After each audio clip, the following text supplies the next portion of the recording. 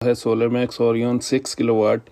इस इन्वर्टर के कौन कौन से पैरामीटर हमें सेट करने चाहिए, अगर करने चाहिए तो क्यों करने चाहिए, अगर नहीं करने चाहिए तो क्यों नहीं करना चाहिए, अगर हम कोई गलत पैरामीटर सेट कर लेते हैं तो उसका हमें नुकसान क्या होता है, हम आज इस वीडियो में मुकम्मल तौर पे देखेंगे। सबसे पहले अगर हमने इसके पैरामीटर को सेट करना है तो उसके लिए हमें एलसीडी के ऊपर 4 कीज़ मिलती हैं। सबसे लेफ्ट पे एस्केप की है, सेंटर में अप एंड डाउन की 2 कीज़ हैं, राइट साइड पे आपको इंटर की या प्रोग्राम में इंटर होने के लिए की नज़र आती है।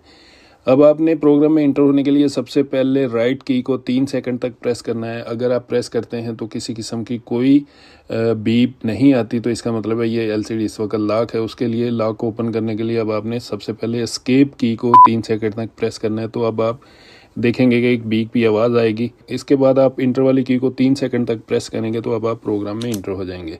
सबसे पहले ऊपर लिखा आ जाएगा ESC एस्केप 00। अब आपने डाउन एरो प्रेस करेंगे तो सबसे पहले पैरामीटर नंबर 1 आ जाएगा।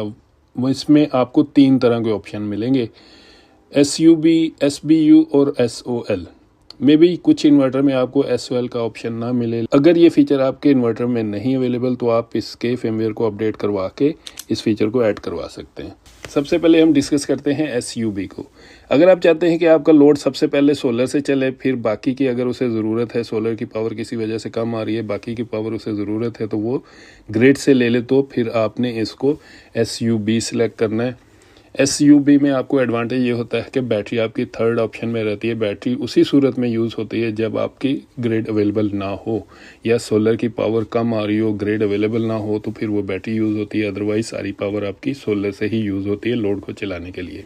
जब आप इसको SBU पे सेट करते हैं तो सबसे पहले सोलर से लोड चलेगा। सोलर से पावर कम है तो फिर वो बाकी की रिमेनिंग पावर बैटरी से लेगा। बैटरी डिस्चार्ज होगी अंटिल के 20 नंबर पैरामीटर पे जो आपने सेटिंग रखी हुई है उस तक वो बैटरी को डिस्चार्ज करेगा। उस पे जब पहुंच जाएगी बैटरी, वो 46, 48 जो भी वोल्टेज आपने सेट किए होते हैं उतने पे पहुंच जाएगी तो उसके बाद वो सारे का सारा लोड आपका शिफ्ट हो जाएगा ग्रिड के ऊपर और बैटरी चार्जिंग में चली जाएगी।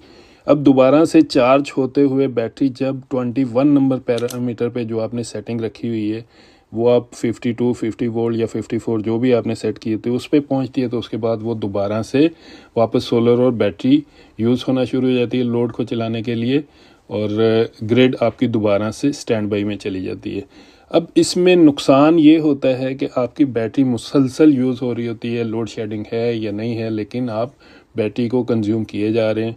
उसमें नुकसान ये होता है कि आपकी बैटरी के लाइफ साइकिल कम होते जाते हैं और आहिस्ता आहिस्ता आपको बहुत जल्दी बैटरी को रिप्लेस करना पड़ जाता है। क्योंकि बैटरी की कोई टाइम नहीं होता है, बैटरी के लाइफ साइकिल होते हैं। वो लाइफ साइकिल आप जितनी जल्दी यूज़ कर लेंगे, वो आप 6 महीने में यूज़ कर लें, 1 साल में कर लें, वो बैटरी आपको रिप्लेस करनी पड़ती है, ना कि आपको साल 2 साल बैटरी निकालेगी फिर ही आपने चेंज करनी होती है। तो जब आप SBU में यूज़ करते हैं तो फिर आपकी बैटरी कंटिन्यूसली यूज़ हो रही होती है। इस ऑप्शन का ये ड्रॉबैक है जिसमें आपको बैटरी बहुत जल्दी रिप्लेस करनी पड़ती है। अब थर्ड ऑप्शन हम देखते हैं तो वहाँ पे SOL लिखा है। अगर आप SOL सेलेक्ट करते हैं तो फिर अब सबसे पहले सोलर यूज़ होगा लोड को चलाने के लिए।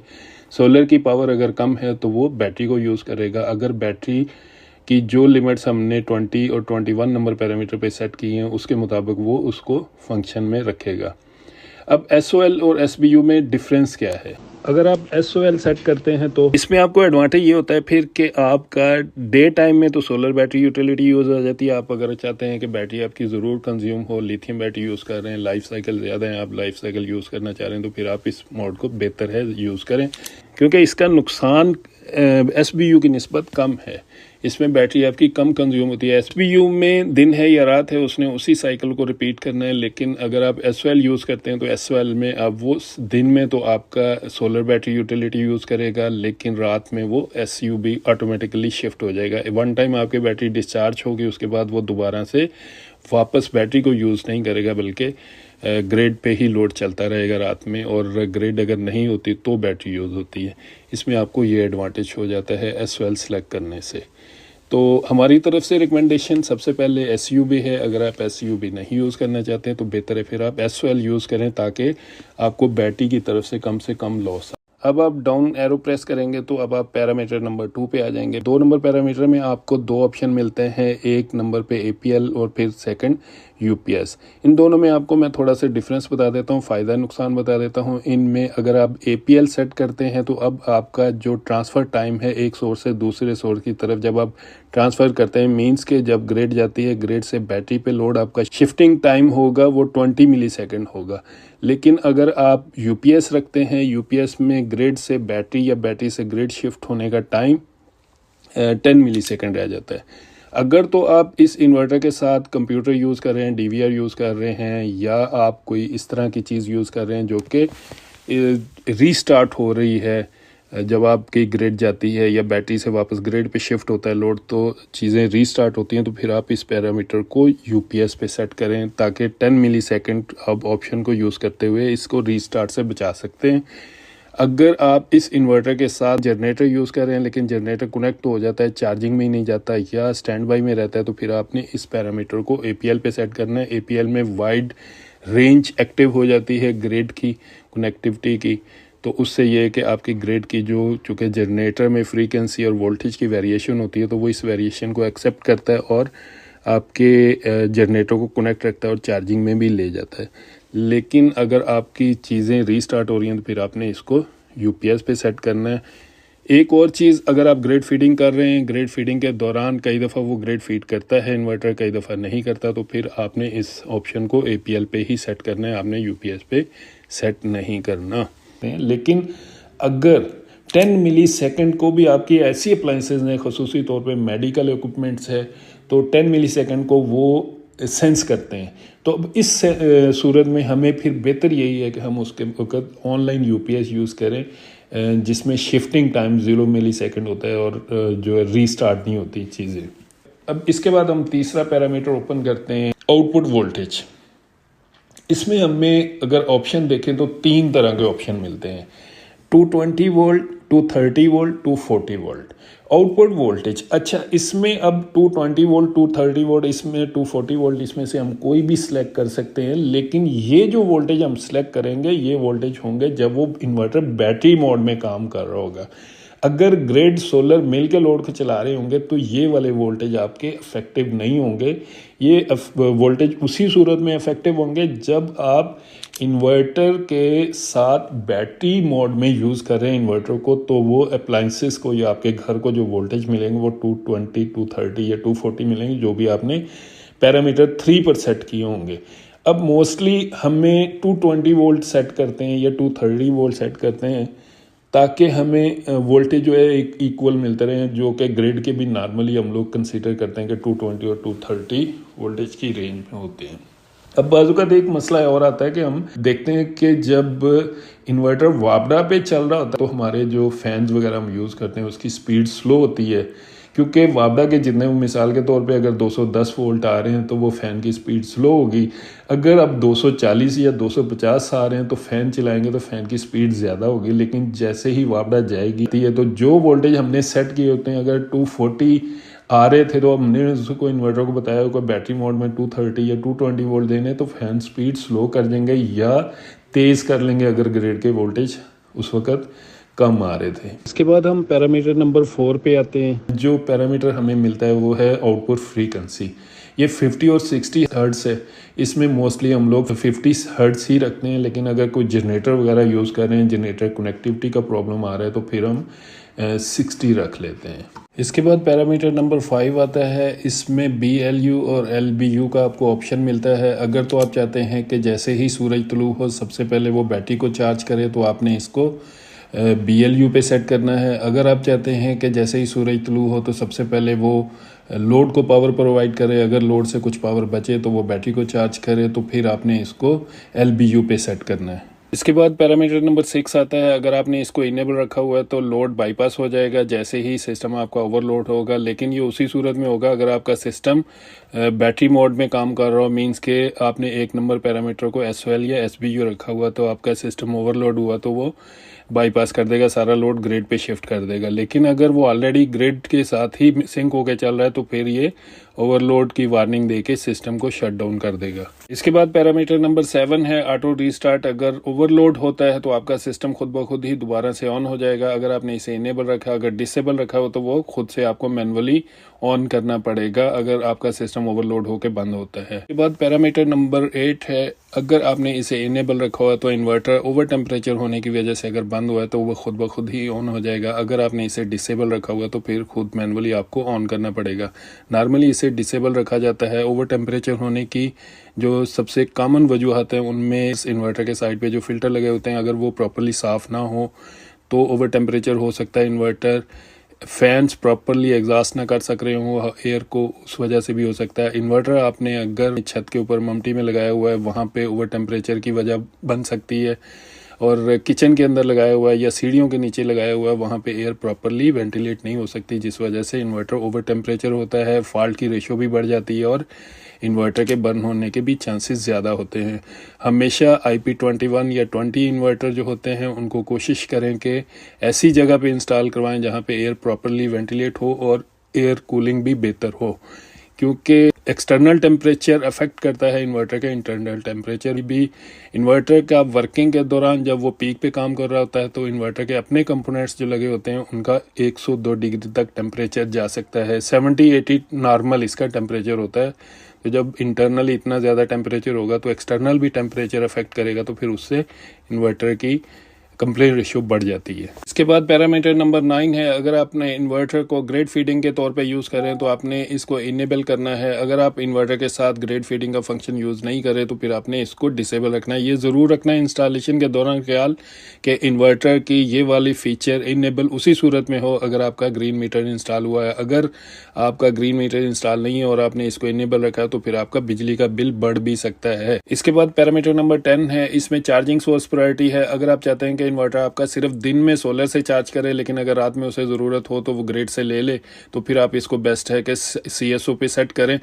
अगर आप चाहते हैं कि सोलर और ग्रिड दोनों से ही चार्ज करें इन्वर्टर को जब भी उसे ज़रूरत हो तो फिर आप इसको SNU पे सेट करें। अगर आप चाहते हैं कि इन्वर्टर सिर्फ दिन है या रात है, इन्वर्टर सिर्फ सोलर से ही चार्ज करे, ग्रिड से बिल्कुल भी बैटरी को चार्ज ना करे, तो फिर आपने इसको OSO रखना है। हमारी तरफ से जो रिकमेंडेड सेटिंग है वो SNU है, लेकिन अगर आप SNU नहीं रखना चाहते तो बेहतर है फिर CSO रखें। इसके बाद पैरामीटर नंबर 11 है, इसमें चार्जिंग अम्पेयर हैं। सोलर और वापडा से मिलकर जितने चार्जिंग अम्पेयर आप सेट करना चाहते हैं वो आप इस जगह पे रखेंगे। नॉर्मली 100 एम्पेयर बैटरी को अगर आपने चार्ज करना है तो 10 एम्पेयर से चार्ज किया जाता है, लेकिन अगर आप जल्दी चाहते हैं बैटरी को चार्ज करना तो फिर आप इसके एम्पेयर को बढ़ा भी सकते हैं, 20 या 30 भी रख सकते हैं।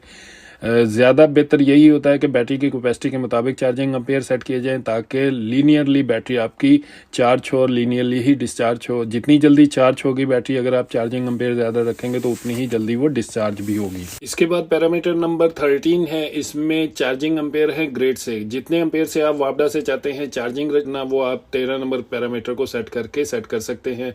नॉर्मली मैंने आपको बताया था 100 एम्पेयर बैटरी को आपने 10 एम्पेयर से चार्ज करना है, लेकिन आप चार्जिंग एम्पेयर कम या ज़्यादा भी कर सकते हैं। इसके बाद पैरामीटर नंबर 14 है, इसमें बैटरी की टाइप आपने सेट करनी होती है। अगर आप मेंटेनेंस फ्री बैटरी यूज करें तो आपने AGM सेलेक्ट करना है। अगर आप पानी वाली या ट्यूबलर बैटरी यूज करें तो आपने FLD सेट करना है। अगर आप चाहते हैं कि बैटरी के चार्जिंग वोल्टेज डिस्चार्जिंग वोल्टेज आप खुद से सेट करना चाह रहे हैं तो फिर आपने बैटरी को यूजर डिफाइन पे करना है। जब तक आप यूजर डिफाइन पे सेट नहीं करेंगे बैटरी के वोल्टेज आप चेंज नहीं कर सकते।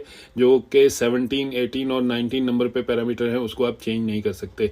इसके अलावा अगर आप इसी में बैटरी टाइप में लिथियम बैटरी यूज कर रहे हैं तो फिर आप और इन्वर्टर के साथ BMS भी उस बैटरी का कंपैटिबल है तो फिर आप BMS केबल को यूज करते हुए पाइलेंटेक या कोई भी वीको बैटरी या लिथियम बैटरी जो आप इसमें मेंशन्ड है जो इसके साथ काम कर सकती हैं BMS के थ्रू, तो फिर आप वो वाली बैटरी सिलेक्ट कर लेंगे। लेकिन अगर आप एक आम बैटरी जिसका कंपैटिबल नहीं है BMS इसके साथ तो फिर आप बैटरी को यूजर पे रख के उस लिथियम बैटरी को भी यूज कर सकते हैं। इसके बाद पैरामीटर नंबर 17 है। 17, 18, 19 और 14 ये चारों पैरामीटर आपस में एक दूसरे से लिंक करते हैं। जैसे मैंने आपको बताया था कि अगर आपने इन्वर्टर के बैटरी वोल्टेज खुद से सेट करना चाह रहे हैं तो फिर आपने बैटरी की टाइप को यूजर पे रखना है 14 नंबर पे। 17 नंबर पे बल्क वोल्टेज सेट करने हैं आपने और 18 नंबर पे फ्लोट वोल्टेज सेट करने हैं। बल्क वोल्टेज और फ्लोट वोल्टेज में मैं आपको थोड़ा सा डिफरेंस बता दूं कि बल्क वोल्टेज वो वोल्टेज होते हैं जितने वोल्ट से बैटरी ने चार्ज होना है, और फ्लोट वोल्टेज वो वोल्टेज होते हैं जितने वोल्ट तक बैटरी ने चार्ज होना है। हमेशा बल्क वोल्टेज 2 या 3 वोल्ट ज़्यादा रखे जाते हैं फ्लोट वोल्टेज से, ताकि बैटरी अच्छे तरीके से चार्ज हो। अगर आपने गलती से बल्क वोल्टेज और फ्लोट वोल्टेज दोनों को सेम रखा तो फिर बैटरी आपकी बहुत अच्छे तरीके से चार्ज नहीं होगी। ये बल्क वोल्टेज और फ्लोट वोल्टेज सेट करना फ्लडेड बैटरी, एजीएम बैटरी में ज़रूरी होता है। लिथियम बैटरी में ये तकरीबन इक्वल ही होते हैं।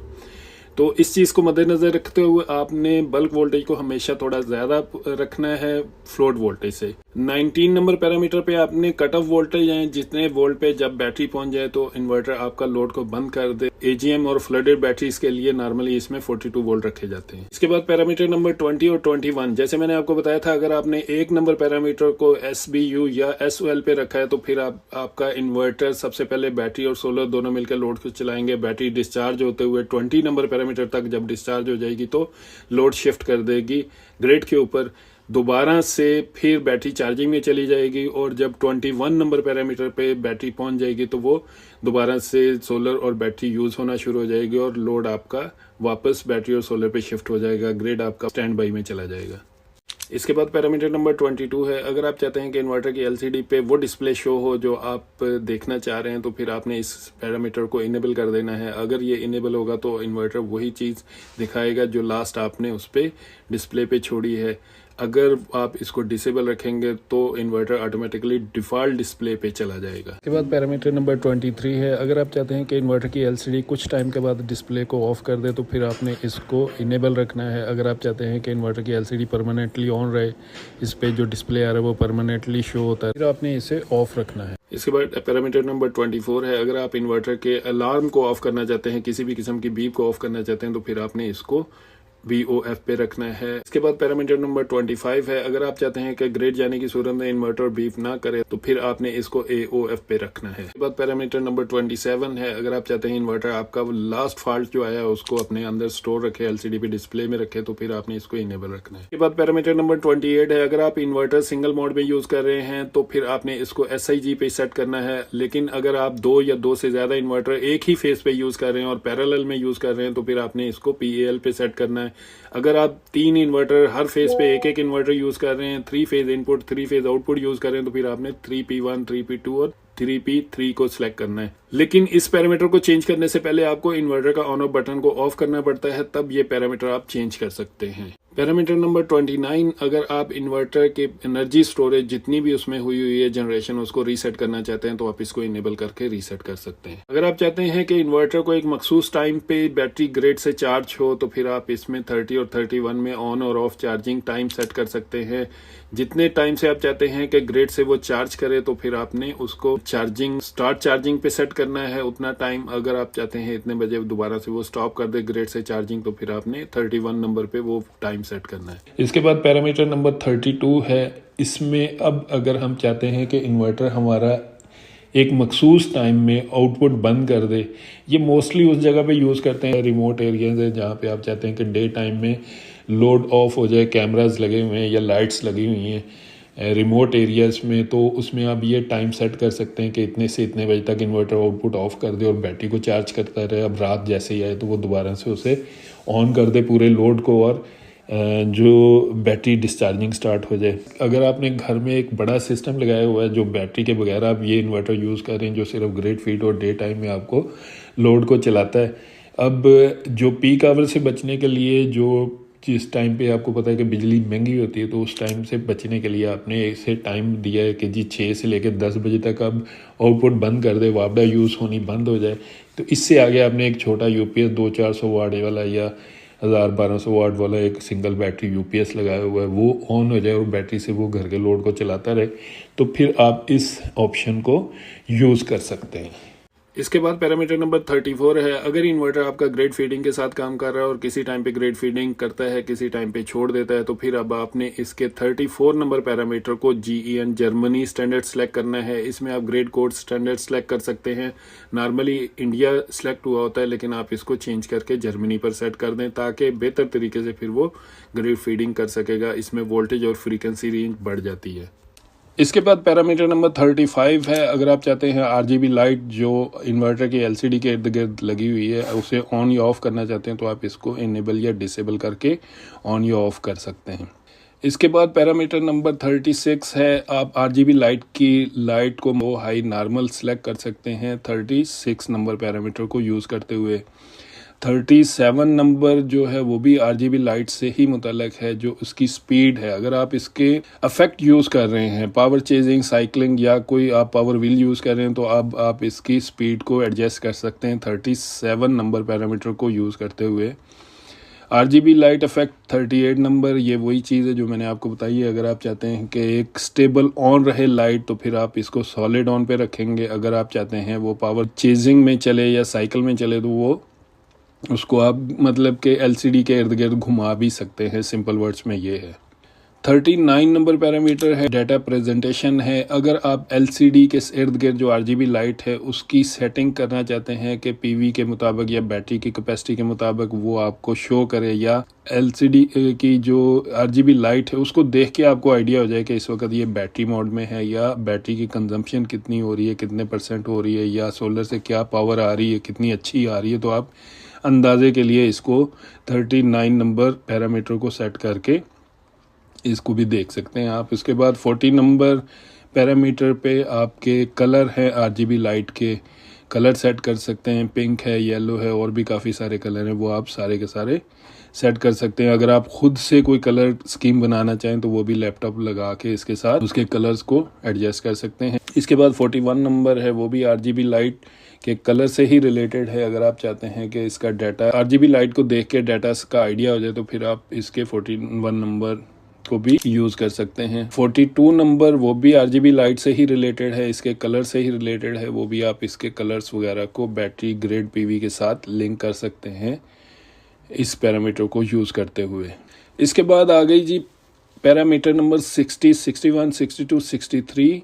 ये पैरामीटर इंतहाई अहम है, चूँकि ये ड्यूल आउटपुट इन्वर्टर है। तो ड्यूल आउटपुट इन्वर्टर में सेकंड आउटपुट को आपने जितने वोल्ट से चाहते हैं कि बैटरी जब पहुंच जाए, ग्रिड अवेलेबल नहीं है, तो वो लोड बंद हो जाए, जो आपने सेकंड आउटपुट कनेक्टर के साथ कनेक्ट किया हुआ है, तो फिर आपने इस 60 नंबर पैरामीटर पे वोल्टेज सेट करने हैं जितने पे आप चाहते हैं कि आपका लोड बंद हो जाए। वो नॉर्मली 48 वोल्ट रखे जाते हैं, लेकिन आप अपनी चॉइस के मुताबिक भी रख सकते हैं। लेकिन ये वोल्टेज इतने ज़रूर होने चाहिए कि जब आपकी ग्रिड जाए, सारा लोड शिफ्ट हो बैटरी के ऊपर, तो बैटरी उस वोल्टेज को मेंटेन कर सके जो वोल्टेज आपने यहाँ पे सेट किए हैं। तो आपका हैवी लोड सोलर की मौजूदगी में भी चलता रहेगा।